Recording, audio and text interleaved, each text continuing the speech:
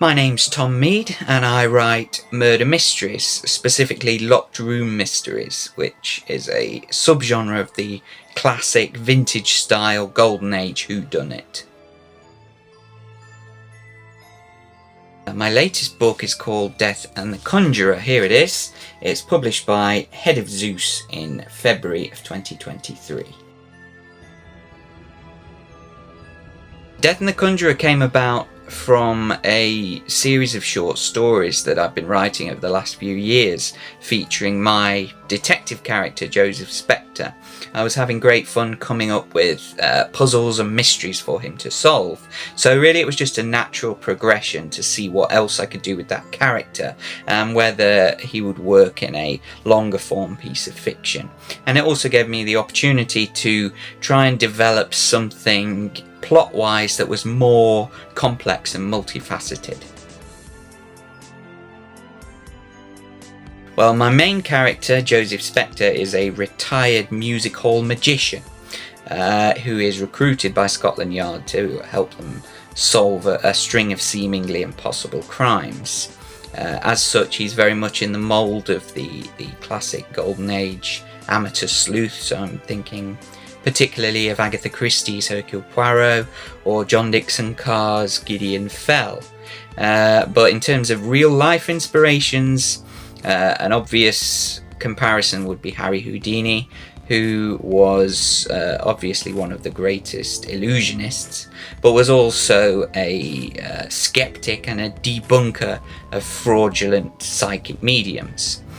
So he had that balance of mystery, but also a razor-sharp sense of logic. And more recently, there's James Randi, the amazing Randi, who was another illusionist turned high-profile debunker of psychic mediums. So again, it's that combination of a kind of mystique and a sense of rational thought and keen sense of logic.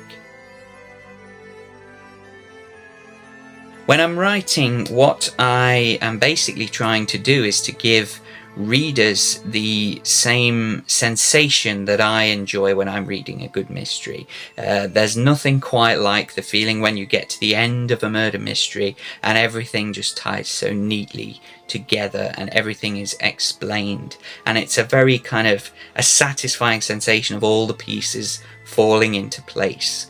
That sense of kind of retrospective illumination where you're kicking yourself sometimes thinking, why didn't I think of that? I love that when I'm reading a mystery, and basically when I'm writing, I'm trying to give readers that same sensation. So my advice for writers is twofold. Neither of them is particularly original, but they're both essential, honestly. First of all, I would say to read everything you can get your hands on. Reading is such a vital component if you want to consider yourself a writer. It's vital to get an idea of the scope of the genre that you're writing in, so you have to read as widely as possible. But also it can be a great way of just developing and coming up with new ideas. For instance, often I will read a locked room mystery, and as I'm going I'll try and come up with a solution of my own, and inevitably it'll be the wrong solution. It won't be what the writer intended, but by the time I finish the book, that false solution may have given me the germ of an idea that I can develop into something of my own. So again, it's just such a goldmine of potential for writers, and therefore it's really vital to read as much as possible. And my second piece of advice is again not particularly original, but also vital, and it's to write every day. Writing it's an art, but it is also a craft that you have to practice and you have to hone and develop as you go. Well, once again, my book is Death and the Conjurer. Here it is. And it is published by Head of Zeus in February of 2023. This is the hardback edition, which will be available in all bookshops. So Waterstones, W.H. Smith's,